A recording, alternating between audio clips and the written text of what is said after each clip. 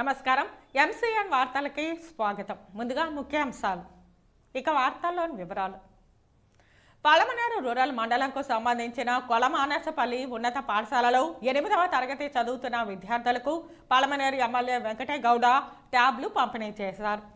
అంగన్వాడీల ప్రధానమైన డిమాండ్లను పరిష్కరించాలని కోరుతూ మంగళవారం రాష్ట్ర ప్రభుత్వంతో జరిపిన చర్చలు విఫలం కావడంతో బుధవారం అంగన్వాడీ వర్కర్లు, హెల్పర్లు రాష్ట్ర వ్యాప్తంగా ఎమ్మెల్యేల ఇంటి ముందు బైఠాయించి నిరసనలు చేస్తున్నారు. టీడీపీ అధినేత చంద్రబాబు తన సొంత నియోజకవర్గం కుప్పంలో 3 రోజుల పర్యటన ఖరారైంది. నిన్నటి రోజు వీకోట మండలం ఇటుకరాలపల్లి గ్రామంలో, 3 రోజుల క్రితం జౌనుపల్లి గ్రామంలో అమర్నాథ్ రెడ్డి మాట్లాడిన మాటలకు ఈ రోజు ఎమ్మెల్యే వెంకటేగౌడ స్పందించారు.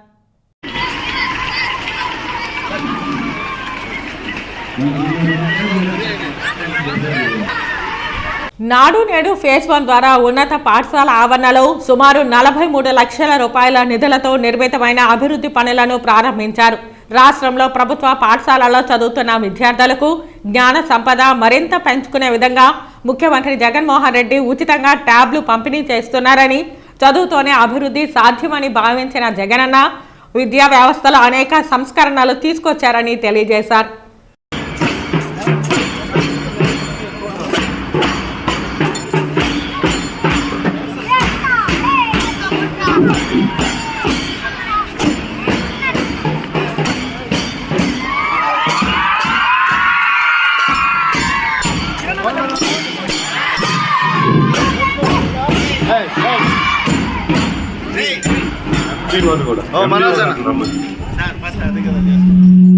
ఎంపీడీఓ గారిని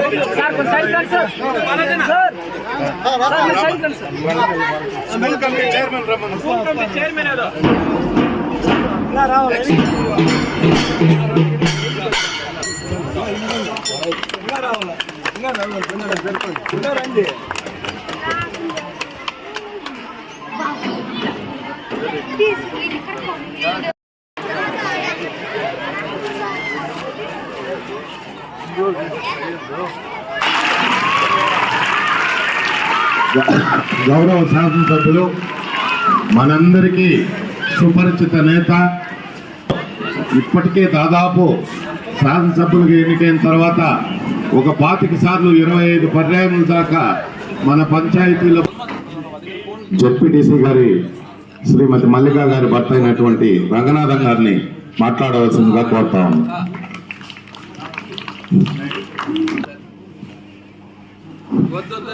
వేదికను అలంకరించిన ఎమ్మెల్యే గారు, తదితర ప్రజాప్రతినిధులు మరియు అధికారులు, ఉపాధ్యాయ బృందము మరియు ఇక్కడికి వచ్చేసిన విద్యార్థులు నమస్కరిస్తూ, ఇక మన ఈరోజు మన ఎమ్మెల్యే గారి ఆధ్వర్యంలో పిల్లలందరికీ కూడా ఇద్దరు అమ్మాయిలో ముగ్గురు రండి, పేరెంట్స్ తో సహా రండి, పేరెంట్స్ కూడా ఉన్నటువంటి వాళ్ళు రండి. దేవహర్షిత, యశస్విని, దీక్ష,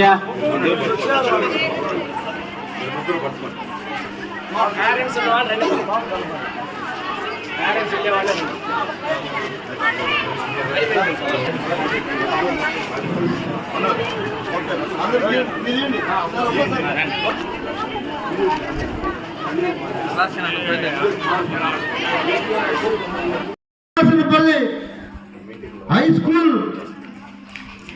ప్రిన్సెస్ లో ఉన్నటువంటి వాతావరణం మీరు గమనించండి. మీరు 2019 ముందు ఈ పాఠశాల ఎలా ఉంది? నన్ను అందరూ వినంటారా? నేను వచ్చిన దేనికి మీతో మాట్లాడదానికి కదా? మీరు మాట్లాడకుండా నేను ఎందుకు మాట్లాడాలా? మీరు వింటానంటే మాట్లాడతా, లేదంటే నేను మాట్లాడను. మీకు బోర్ కొట్టేది.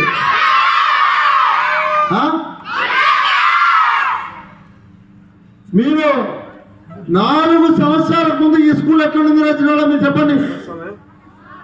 మీకు తెలుసు కదా 4 సంవత్సరాల ముందు ఈ స్కూల్ ఎలా ఉన్నది?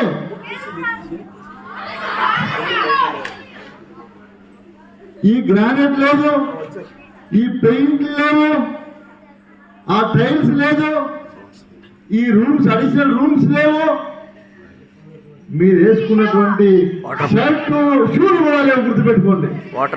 నిజమే కదా? ఈరోజు మీ జగన్ మామయ్య ఎన్నికల ముందు మీ అమ్మా నాన్న చెప్పలేదు, అమ్మా నేను ముఖ్యమంత్రి అయితే నీ బిడ్డలకు మంచి చదువులు ఇస్తానని ఎక్కడా కూడా మెన్షన్ చేయలే. గుర్తుపెట్టుకోండి.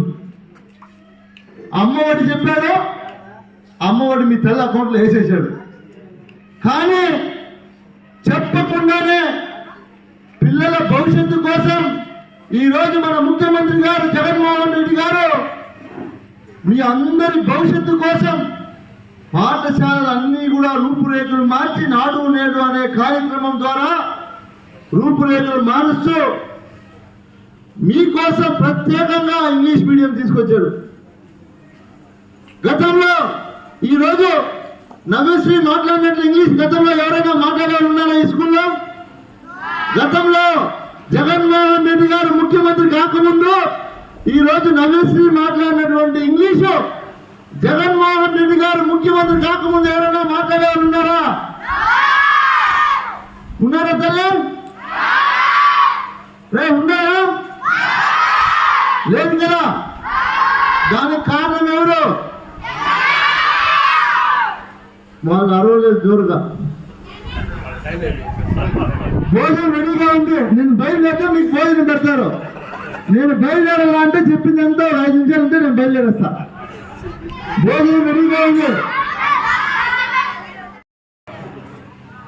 ఇవన్నీ చేస్తూ మీకోసం మధ్యాహ్న భోజనం ఏ ముఖ్యమంత్రి కూడా పిల్లలకు మంచి భోజనం పెట్టాలి,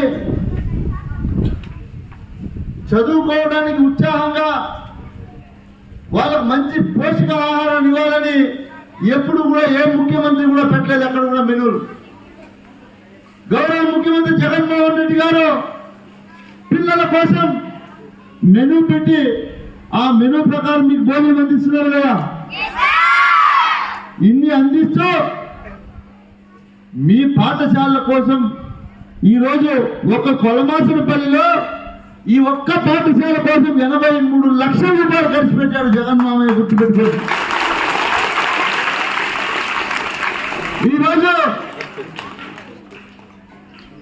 ఈ మన నియోజకవర్గంలో 404 స్కూళ్ళు ఉంటే 147 కోట్లు కేవలం మీరు ఒక్కరికి కూడా ఓటు హక్కు లేనటువంటి పిల్లల కోసం ఖర్చు పెట్టారు జగన్. గుర్తుపెట్టుకోండి. మీకు ఎవరికైనా ఓటు హక్కు ఉందా? మీకు ఓటు హక్కు లేకపోయినా మీకోసం ఈరోజు ఒక పలమనేరు నియోజకవర్గంలో 147 కోట్లు ఖర్చు పెట్టినటువంటి ఘనత గౌరవ ముఖ్యమంత్రి జగన్మోహన్ రెడ్డి గారిని. గుర్తుపెట్టుకోండి. అదేవిధంగా మీరు అందరూ కూడా గమనించాలి. మీరు ఇంగ్లీష్ చదువుకుంటే ఏమి, హిందీ చదువుకుంటే ఏమి, తెలుగు చదువుకుంటే ఏమి చెప్పు ముఖ్యమంత్రి గారికి. నిజమా కాదా? డబ్బు ఉన్నటువంటి వారందరూ కూడా ప్రైవేట్ పాఠశాలలోకి వెళ్ళి ఇంగ్లీష్ పాఠాలు నేర్చుకుంటా ఉన్నారు. దానికి దీటుగా మన ప్రభుత్వ పాఠశాల ఉండాలి. ప్రభుత్వ పాఠశాలలో చదువుతున్నటువంటి పేద విద్యార్థులకు వాళ్ళకి ఎక్కడా కూడా ప్రైవేట్ రంగంలో చదువుతున్నటువంటి వారికి దీటుగా ప్రభుత్వ పాఠశాలలో చదువుతున్నటువంటి విద్యార్థులు ఉండాలి అని గొప్ప ఆలోచనతో ఇంగ్లీష్ మీడియం తీసుకొచ్చారా లేదా? దాన్ని కూడా ప్రతిపక్ష నాయకులు చంద్రబాబు నాయుడు కావచ్చు, పవన్ కళ్యాణ్ కావచ్చు, అందరూ కూడా విమర్శించారు. ఏమి పేద బడుగు బలహీన వర్గాలందరూ కూడా ఇంగ్లీష్ నేర్చుకోకూడదు. ఇది ఎంతవరకు కరెక్ట్? కాబట్టి ఇవన్నీ కూడా మీ చదువుకునే పిల్లలు ఒకటి మెయిన్గా పెట్టుకోండి. మీరు మీ భవిష్యత్తు బాగుండాలంటే ఈరోజు జగనన్న ఖర్చు పెట్టిన డబ్బులు కావచ్చు, మీ తల్లిదండ్రుల కృషి కావచ్చు, అంతా కూడా వృధా చేయకూడదు. ముఖ్యంగా ఉపాధ్యాయులు వారు పొద్దున్న నుంచి సాయంత్రం దాకా మీకు పాఠాలు చెప్తున్నారు. మీరు వాళ్ళకి రిటర్న్ గిఫ్ట్ ఏం చేయాలి తెలుసా? వాళ్ళు ఏం ఆశిస్తారు తెలుసా? పని మీకు ఏం ఆశిస్తారు? బాగా చదువుకొని ఉన్నత స్థాయికి వెళ్ళి, సార్ నేను మీ దగ్గర చదువుకున్న సార్ స్టూడెంట్ సార్ అని చెప్తే ప్రౌడ్ గా ఫీల్ అవుతారు. నిజమే కాదా? కాబట్టి మీకు ఈ రోజు ఇచ్చే ఏదైతే 8th క్లాస్ స్టూడెంట్స్ కి బైజూ ట్యాబ్స్ ఇస్తున్నారో, గతంలో ఇచ్చినటువంటి ట్యాబ్స్ ని మీరు అనేక యాప్లన్నీ కూడా డౌన్లోడ్ చేసుకున్నారు. అలాంటి అవకాశం లేకుండా ఈసారి ముఖ్యమంత్రి గారు కట్టుదిట్టమైనటువంటి సిస్టంతో ఈ బైజూ ట్యాబ్లు ఇచ్చారు. ముందు కంటే ఎక్కువ జీబీ ఇచ్చారు, కంటెంట్ ఎక్కువ ఉంటుంది. కాబట్టి వీటిని అన్నిటినీ కూడా సద్వినియోగం చేసుకొని పిల్లలు మీ బంగారు జీవితానికి మీరు బాట వేసుకోవాలంటే అందరూ కూడా బాగా చదువుకోవాలి. ఒకటే గుర్తుపెట్టుకోండి, అర్థమైందా? నేను అందరికీ కూడా 10th క్లాస్ ఎగ్జామ్లకి ఇలాంటి పోటీ ఇస్తా. దీంట్లో పొటెన్స్ ఉంటుంది. ఏం చెప్పండి? ఉన్నత శిఖరాలే నీ లక్ష్యం. ఏం చెప్పావు అంటే ఏం అర్థమైందా? ఏం అర్థమైంది చెప్పండి ఎవరు? అంటే మీరందరూ కూడా పిల్లలు చదువుకునే వాళ్ళు కళలు కనాలా, ఆ కళలను నెరవేర్చుకోవాలా. ఊరికే కళ్ళ కంటే లాభం లేదు. తినలా చదువుకొని ఆ కళను నెరవేర్చుకోవాలా. ఏదైతే నువ్వు గురి పెడతావో, నువ్వు ఐఏఎస్ ఆఫీసర్ కావాలనుకుని నీ మెయిన్లో ఫిక్స్ అయ్యావంటే ఎంత కష్టమైనా, ఎన్ని అవమానాలు జరిగినా, ఎన్ని అవాంతరాలు ఎదురైనా తట్టుకొని నిలబడి దాన్ని సాధించినప్పుడే నీ జీవితం సార్థకమైంది. గుర్తుపెట్టుకోండి ప్రతి ఒక్కరికి కూడా. అందరూ ఐఏఎస్ అవుతారని చెప్పట్లేదు.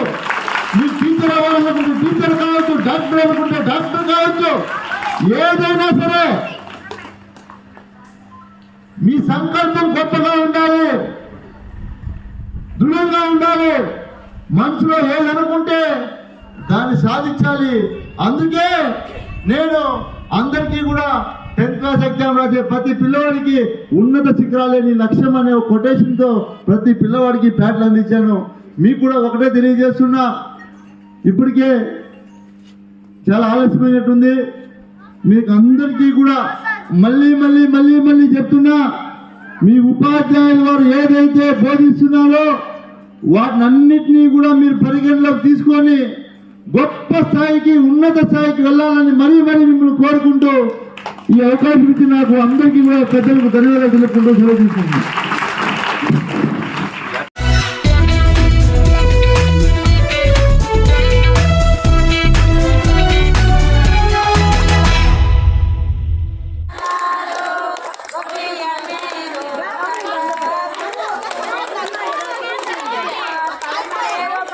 అందులో భాగంగా పలమనేరు ఎమ్మెల్యే వెంకటయ్య గౌడ ఇంటిని అంగన్వాడీలు ముట్టడించారు. ఇంట్లో ఎమ్మెల్యే లేకపోవడంతో ఇంటి ముందు బైఠాయించి నిరసన తెలిపారు. అంగన్వాడీలు గొబ్బెమ్మలు ఆడి నిరసన తెలిపారు.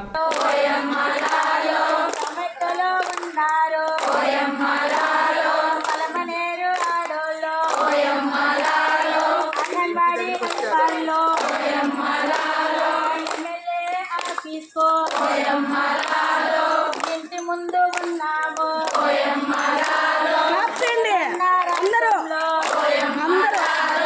దొంగలు పడ్డారు హామీలో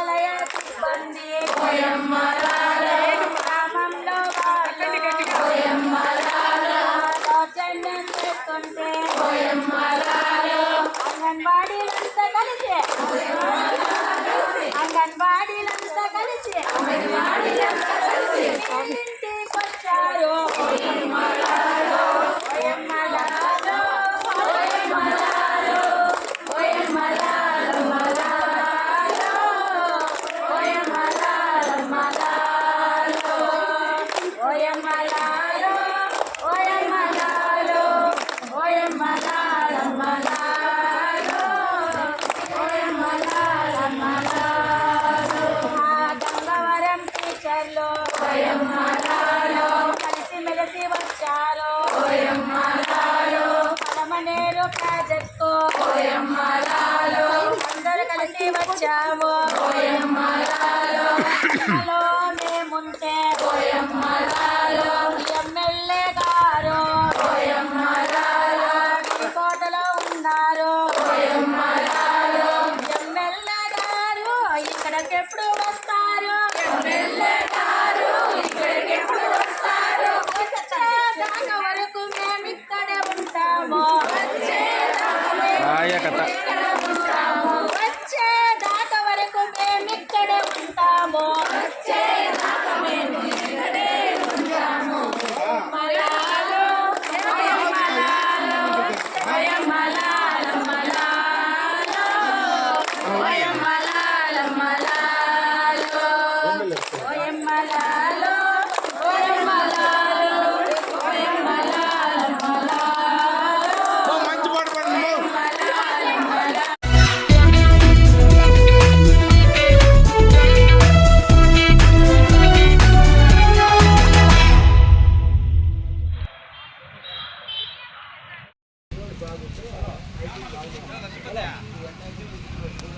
ఇరవై 28వ తేదీ హైదరాబాద్ నుండి బెంగళూరుకు చేరుకుని అక్కడ కాడుగుడి హాస్పిటల్లో అనారోగ్యంతో ఉన్న కుప్పం టీడీపీ నాయకుడు త్రిలోక్ని పరామర్శిస్తారు.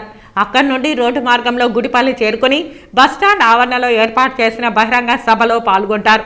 సభ అనంతరం కుప్పం పార్టీ కార్యాలయానికి చేరుకుని పార్టీ నాయకులతో సమావేశం నిర్వహిస్తారు. అనంతరం అనారోగ్యంతో ఉన్న తన వ్యక్తిగత కార్యదర్శి మనోహర్ ఇంటికి వెళ్లి పరామర్శించిన అనంతరం స్థానిక ఆర్ఎన్బి అతిథి గృహంలో బస చేయనున్నారు.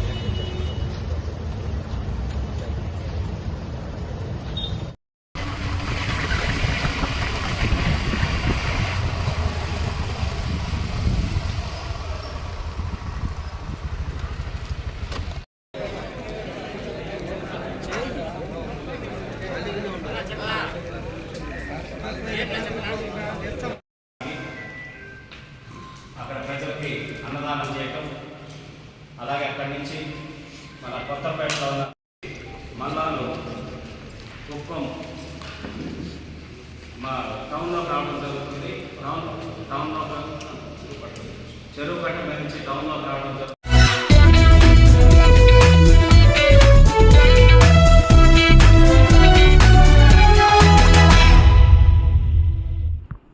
ఈరోజు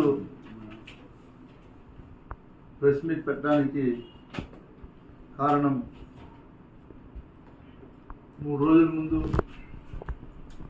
గౌరవ నిన్నటి రోజు వీకోట మండలం ఇటుకరాలపల్లి గ్రామంలో 3 రోజుల క్రితం జౌనిపల్లి గ్రామంలో అమర్నాథ్ రెడ్డి మాట్లాడిన మాటలకు ఈ రోజు ఎమ్మెల్యే వెంకటేగౌడ స్పందించి మాట్లాడారు. ఏదైతే కొన్ని అబద్ధాలు మాట్లాడి అబద్ధాలని నిజాలుగా చిత్రీకరించి అక్కడ ప్రజలకి చెప్పాలనే ప్రయత్నం చేశారు. అందులో భాగంగా ఆయన ఎవరైనా దమ్ముంటే రాండి, శక్తి ఉంటే రాండి అని మాట్లాడటం మనం అందరం కూడా చూసాం. దానికి నేను కూడా ఆయన ఏదైతే ఏ విధంగా మాట్లాడాడో అదేవిధంగా నేను కూడా నా దమ్ము ధైర్యం నాకుంది, నేను వస్తాను అని ఆయన మాట్లాడినటువంటి భాష, ఆయన మాట్లాడినటువంటి స్టైల్లో నేను కూడా మాట్లాడడం జరిగింది. దానికి నేను వస్తాను, ఎక్కడికి రావాలా, టైం చెప్పండి, ఏ రోజు రావాలా, ప్లేస్ చెప్పండి అని అడగడం జరిగింది. మీరు సవాల్ విసిరారు, ఆ సవాల్ని నేను స్వీకరించాను. స్వీకరించి ఏం చెప్పాను, మీరు చెప్తే నేను వస్తానని చెప్పాను. అసలు సబ్జెక్ట్ పక్కన పెట్టేసి పూర్తిగా సబ్జెక్ట్నే వదిలేసి నిన్న ప్రెస్ మీట్ పెట్టి నువ్వేం మాట్లాడుతున్నావు, నువ్వు చెడ్డీ వేసుకునేటప్పటి నుంచి నేను శాసనసభ్యుడు, కరెక్టే, నా వయసు ఎంత నీ వయసు ఎంత, నువ్వు శాసనసభ్యుడు అయ్యావు, నేను కాదని చెప్పలేదు, మేమేమైనా శాసనసభ్యుడు కాలేదు అని చెప్పామా? గురించి కూడా నువ్వే మాట్లాడు అన్నీ, అంటే ప్రతిపక్షం మీదే అధికార పక్షం మీదే అంతా టికెట్లు, మా టికెట్ కూడా నీ కంట్రోలేనా? ఎందుకు అంత తొందర ఎందుకు నా 10 రోజులు నా ఎవరన్నా 10 రోజుల్లో గౌరవ ముఖ్యమంత్రి గారు అనౌన్స్ చేస్తారు, లేదా పెద్ద ఆయన అనౌన్స్ చేస్తారు, వెయిట్ చేయి, ఎందుకు అంత బాధపడతావు?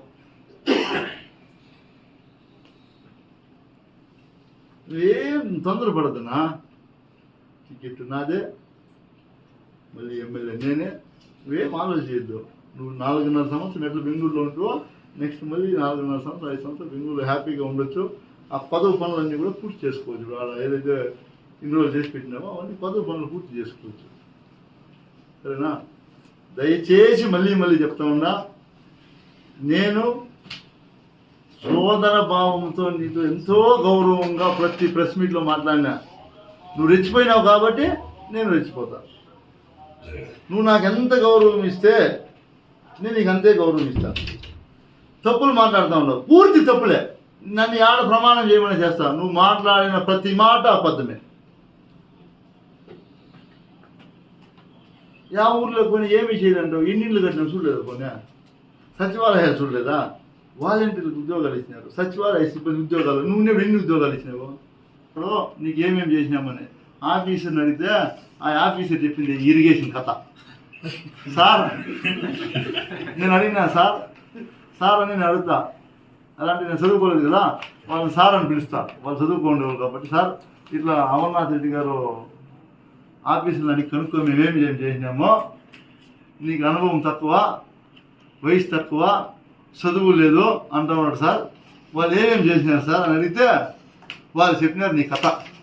సార్ నీరు చెట్టు కింద 4 ట్రాక్టర్లు, ఒక జేసీబీ, ఒక కట్ట ఉదయం పని చేస్తే 30 నుంచి 50 వేలు ఖర్చు సార్, 9.5 లక్షలు ఎత్తుకొని వెళ్ళిపోయినారు సార్. అది ఆఫీసర్ చెప్పిన కథ. నేను నాకు అడిషనల్ గ్రాంట్ కావాలంటే ఆ ఊరికి ప్రత్యేకంగా రోడ్డు వేయడానికి 20 లక్షలు ప్లస్ 20 లక్షలు ఇస్తే 40 లక్షల రూపాయలు రోడ్డు వేసిన. నువ్వు దాన్ని ఎందుకు వేసావని అడిగావు కదా, అది నీ డబ్బులు కాదు. ఇట్లంతా అబద్ధాలు చెప్పొద్దు. నా దగ్గర ఎవిడెన్స్ ఉంది, టెండర్ డేట్ ఉంది, టెండర్ నోటిఫికేషన్ ఆల్రెడీ మేమంతా కూడా నిన్న మీడియాలో కూడా పెట్టాం. అంటే ఎంత దిగజారి, ఇంత హీనంగా మాట్లాడతారా? మరి ఇంత ఇడిచిపోతే ఎట్లా? దానికి ఒక అద్దు పొద్దు వద్దా? ఇంత ఇడిచిపోతే ఎట్లా? ఏమన్నా కొంచెమన్నా జనాలు ఎంత ఉన్నారని చెప్పి ఇడిచిపోయి ఏమంటే చెప్పేసి అవుతుందా? ఇది కూడా నేను ఛాలెంజ్ చేస్తూ ఉన్నా, మానేసుకోండా. చిన్నేపల్లి రోడ్డు కానీ ఆయన గ్రాంటు అంటే నిజం చెప్తా ఉన్నా, ఈ రోజు నుంచి ఈ పలంనేరు నియోజకవర్గంలో నేను కనిపిండు. చిన్నేపల్లికి వేసినటువంటి రోడ్డు అమర్నాథ్ రెడ్డి తెచ్చినాడు అని కానీ నిరూపిస్తే, ఈ క్షణం ఈ ప్రెస్ మీట్ అయిపోయిన తర్వాత ఆయన ఎనీ టైం నిరూపిస్తే, జీవితంలో నా లైఫ్ టైం నేను పలంనేరులో కనిపించి గుర్తుపెట్టుకుని ఇంకేం చెప్పాలి? నేను ఇంతకన్నా క్లియర్గా చిన్న బిడ్డకి చెందినట్టు నేను చెప్తా ఉన్నా, వివరణ ఇస్తా ఉన్నా. ఇంక నేను ఏం ఇవ్వాలి చెప్పండి? అంటే నువ్వు ఏది మాట్లాడిన అంత అబద్ధాలే మాట్లాడి, పాప మీడియా సోదరులు ఉన్నారు కదా, వాళ్ళు వేస్తారు కదా అని చెప్పి ఎంతసేపు నువ్వు అబద్ధాలు చెప్తావు? ఎంతవరకు న్యాయం ఇది చెప్పు. పోనీ నువ్వు నన్ను ప్రెస్ స్టేషన్లో ఉన్నానంటావు, నేను చదువుకోలేదంటావు, ఏం చేద్దాం చెప్పు? మా నాయన మేము నిరుపేద కుటుంబం, నువ్వు గోల్డెన్ స్కూల్లో పుట్టినావు, నీకు వివిపురం కాలేజీలో మీ నాయన చదివిపించినాడు బెంగళూరులో. మా నాయన చదివి లేకపోతే కూలీ నెల చేయడానికి బెంగళూరుకు పోయినా, ఆడ బెంగళూరులో సంపాదించి వీకోట్లో వచ్చి ఖర్చు పెట్టినా.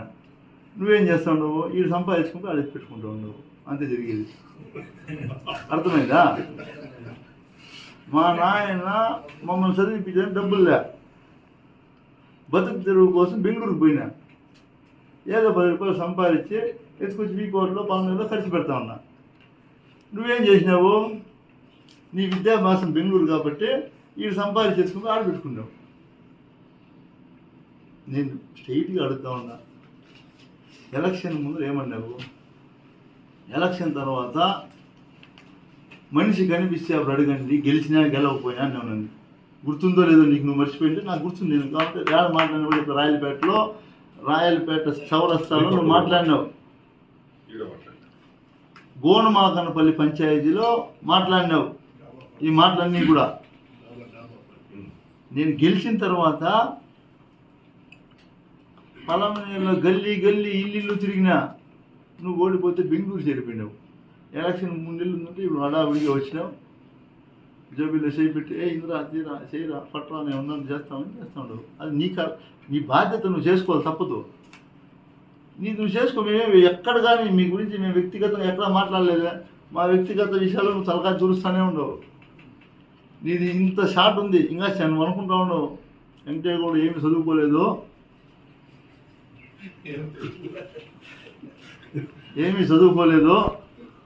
ఏమన్నా చెప్తే యామారి చేసి అనుకుంటా ఉండేమో. జనాలను చదివినా, కూలీ నాలి చేసిన, మనుషులను అర్థం చేసుకున్నా, మనుషులను కూడా గెలుచుకున్నా. నేను మీలాగా అబద్ధాలు చెప్పి వ్యక్తిగత విషయాలు మాట్లాడద్దు 2 సార్లు చెప్పిన. నీ వయసుకి మళ్ళీ దిగజారిపోయి మాట్లాడతావు. నీ వ్యక్తికి విషయాలు నేను మాట్లాడకూడదా? ఎంతసేపు పడుతుంది? అసలు నువ్వు ఎట్లా గెలిచినావు? నేను చెట్టి వేసుకోకముందు గెలిచినావు. ఎట్లా గెలిచినావు మాకు తెలియదు. ఎట్లా గెలిచినావు? నేను చెప్పేది మొత్తం స్టోరీ చెప్తున్నా. ఎట్లా గెలిచినావని అంతర్గత రహస్యాలని చెప్పాలని నువ్వు 2 సార్లు ఎట్లా గెలిచినావు పలమనేరులో ఎవరు తెలియదేమే? మీకు అందరికీ తెలియకపోవచ్చు. నేను పొలిటికల్ ఎంట్రీ ఇచ్చేటప్పటికి ఎవడెవడి జాతకం మేము తెలుసుకునే వచ్చినా. నువ్వు మంత్రిగా ఉంటేనే కేర్ కూడా చేయకుండా గల్లీ ఇల్లు తిరిగినవాడు. నేను గుర్తుపెట్టుకో. నువ్వు మంత్రిగా ఉండి చంద్రబాబు నాయుడు ముఖ్యమంత్రిగా ఉంటేనే అప్పుడు నా వయసు 28 సంవత్సరాలు. గల్లీ ఇల్లు తిరిగినా. నువ్వు నన్ను ఇప్పుడేందో చేస్తాను. ఏం చేసింది నువ్వు? ఏమీ చేయలేదు. ఇట్లా బొట్టు బెదిరింపులంతా నా దగ్గర పెట్టుకోవద్దు దయచేసి చెప్తా ఉండా. నీకు ఒకటే తెలియజేస్తా ఉండా, నువ్వు నా వ్యక్తిగత విషయాలు మాట్లాడినావు అనుకో, నేను మాట్లాడితే చాలా ఉంది, అంటే ఒకటి కాదు చాలా ఉన్నాయి, గబ్బైపోతావు. నేను ఈ వ్యక్తిగత విషయాల్లోకి రాలే. వస్తే మాత్రమో ఇప్పుడు నువ్వేం చేస్తా ఉన్నావు, ప్రిపరేషన్ యాడ్ నుంచి జరుగుతాను నేను చెప్తా. ఇప్పుడు నెక్స్ట్ నువ్వు ఎలక్షన్కి ఏమేమి చేస్తావు నేను చెప్పంటే ఇప్పుడు చెప్తా. అది నువ్వు అనుకున్నంత ఈజీ కాదు. కాకుంటే మేము ఎవరితో కూడా నీలాగా అహంభావాన్ని చూపిము. అందరితో కలిసిమెలిసి వెళ్ళే మనస్తత్వం చిన్నప్పటి నుంచి మేము పెరిగిన వాతావరణం అట్లది. మీరు పెరిగిన వాతావరణం అట్లది కాబట్టి నువ్వు అన్న పెద్దోడు, వయసులో పెద్దోడు, పర్వాలేదు, ఏమనుకోను. ఇంకొకసారి ప్రయత్నించేది అలాంటివన్నీ మాట్లాడేది దయచేసి చెప్తా ఉందా. ఇది ఇట్లా పెడితే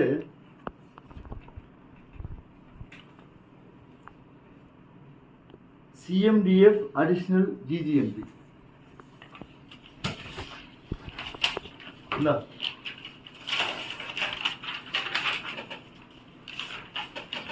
ఆ పెద్ద మనిషి మాట్లాడినాడు కదా, చేసినటువంటి ఘనకార్యాలు ఏమి అంటే ఇరిగేషన్ వాటర్ రిసోర్స్ డిపార్ట్మెంట్లో ఇరిగేషన్ వర్క్స్ ఏదైతే ఉన్నాయో చెరువు కట్టల పనులు, ఇది చాలా ఇంపార్టెంట్. 137 కోట్లు వర్క్ చేస్తే సిమెంట్ రోడ్లు వేస్తే ఊర్లకి రోడ్లు వస్తాయి. కాంట్రాక్టర్కి మహా అంటే ఒక 10% మిగులుతుంది, అంతకన్నా పెద్దగా మిగులుతుంది. లేదా బాగా కష్టపడి చేసుకుంటే ఒక 15% మిగులుతుంది. కాబట్టి దాన్ని చేయలే.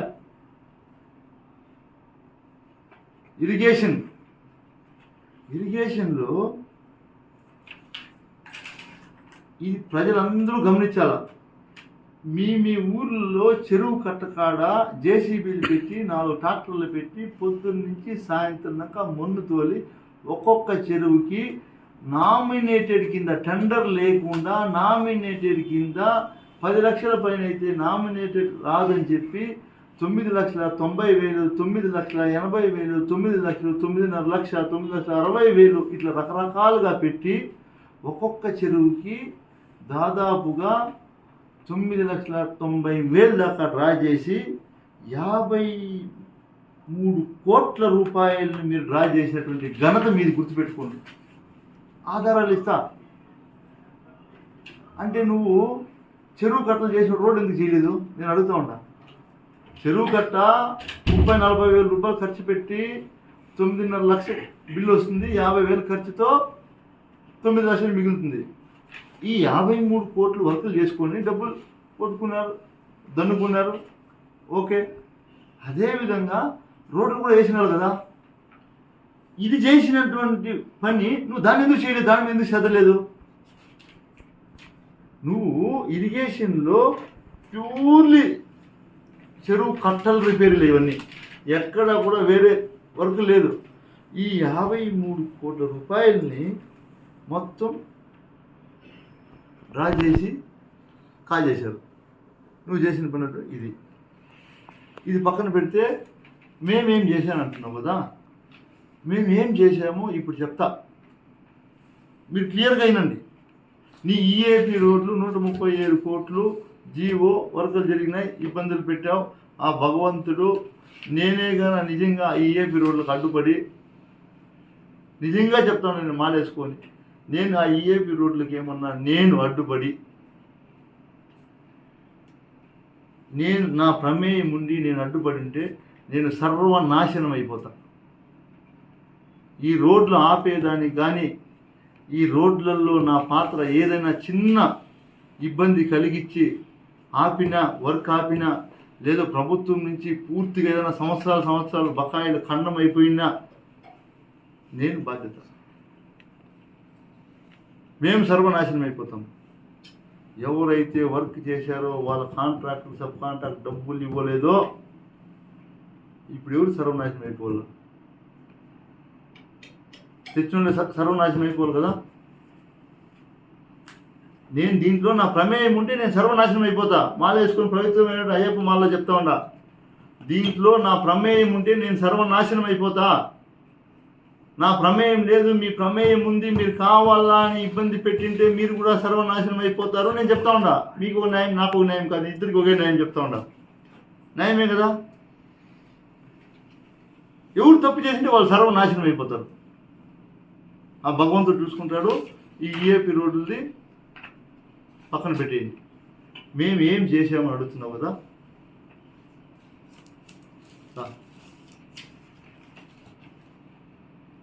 మీరు 10 సంవత్సరాలు ఈ నియోజకవర్గానికి ఎమ్మెల్యే ప్లస్ ఒకసారి మంత్రి కదా. ఇప్పటికి 5-6 ప్రెస్ మీట్లో చెప్పినా, ఈరోజు మళ్ళీ చెప్తా ఉందా, నువ్వు 10 సంవత్సరాల్లో ఇంక్లూడింగ్ మంత్రిగా ఉన్నప్పుడు కలిపి మేము చేసినటువంటి డెవలప్మెంట్లో 50% డెవలప్మెంట్ నువ్వు చూపిస్తే నువ్వు జీవోలు ఎత్తకూడదు, టెండర్లు వేసినామని చెప్పకూడదు, వర్క్ పూర్తయిందే మాత్రం చెప్పాలి. Condition apply. ఎలా అంటే మాట్లాడితే నేను జీవో తెచ్చినా, నేను టెండర్ పిలిచినా, ఈ శిలాపలకం వేసినా ఇది వద్దు. నేను చెప్పేది నేను కూడా ఏం చెప్తాను, నాకు కూడా వర్తిస్తుంది. నేను ఎమ్మెల్యే అయిన తర్వాత నేను ఏం చేసినా, జగన్మోహన్ రెడ్డి గారు ముఖ్యమంత్రి గారు ఉన్నటువంటి ఆయన ఆధ్వర్యంలో ఈ నియోజకవర్గానికి నేను ఏం చేశాను నేను లెక్క చెప్తా. ఫుల్ షేప్లో ఫినిష్డ్. ఇవి పెట్టాయి పక్కన, ఈఏపీ తీసి పక్కన పెట్టాయి. అవి కాకుండా నేను చెప్తా. ఇప్పుడు మీరు రాసుకోండి.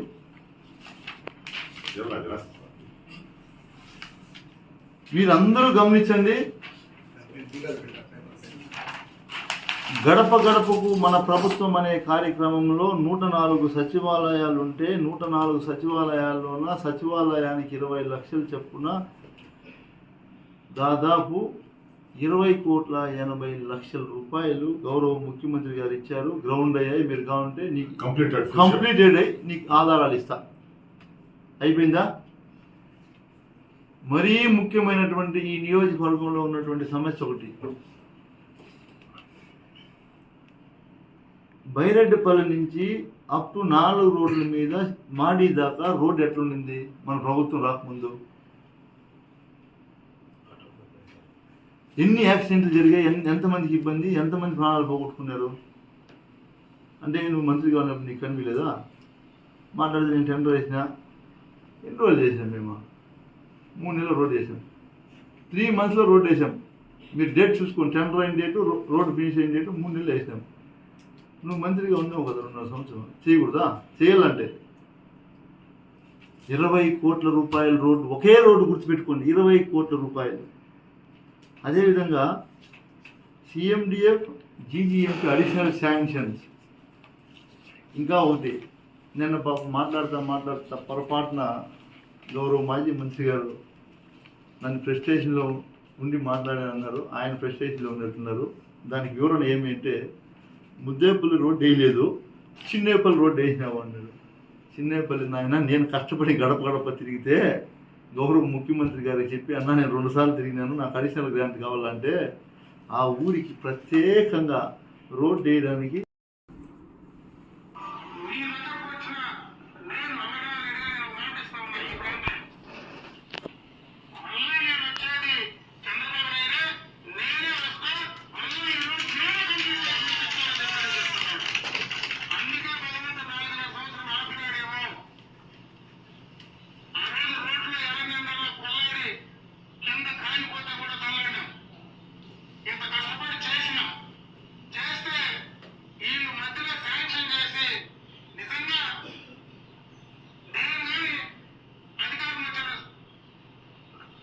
అబద్ధం చెప్పాలంటే ధైర్యం రాదు కదా. ఆడ కూడా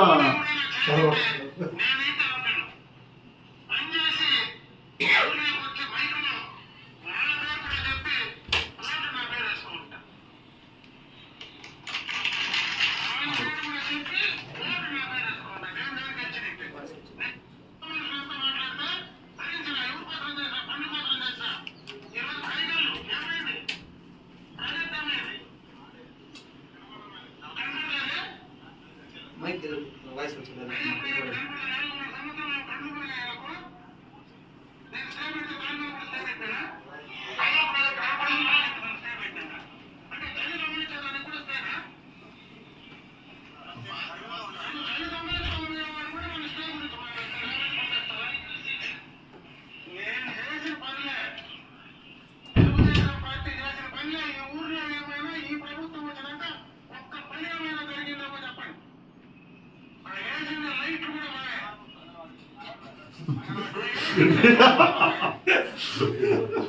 నవ్వుకునే భలే ఉంది.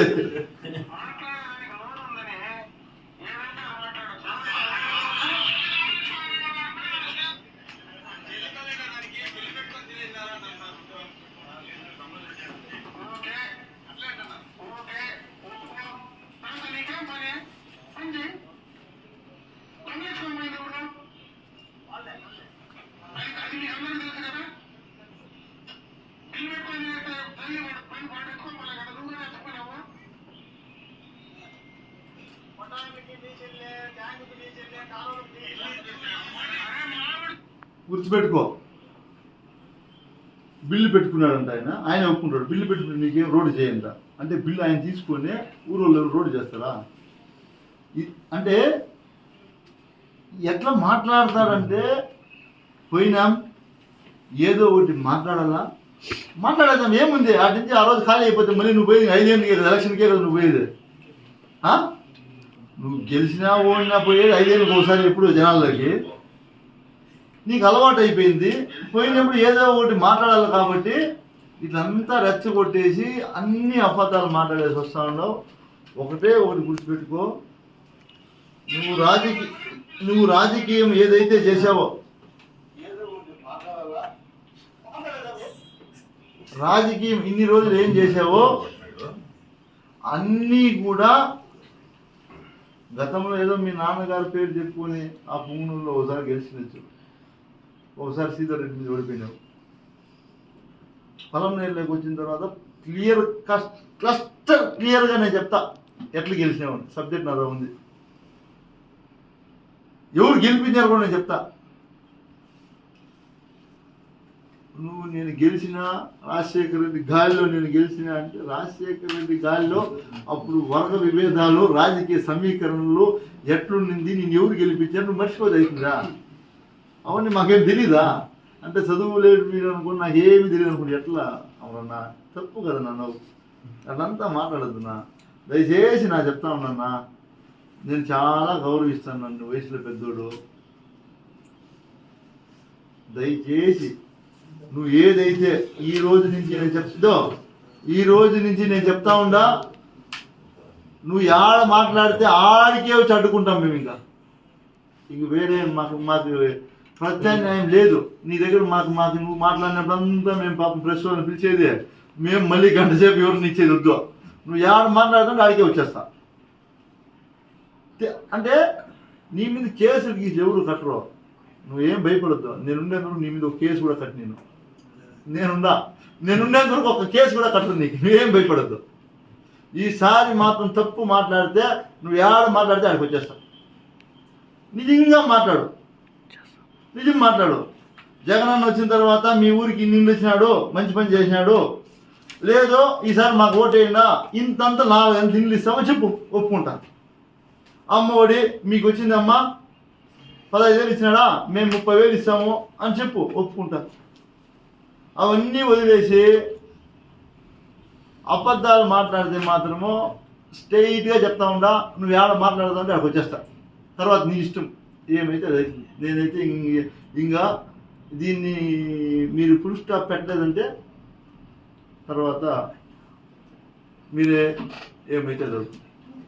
ధన్యవాదాలు.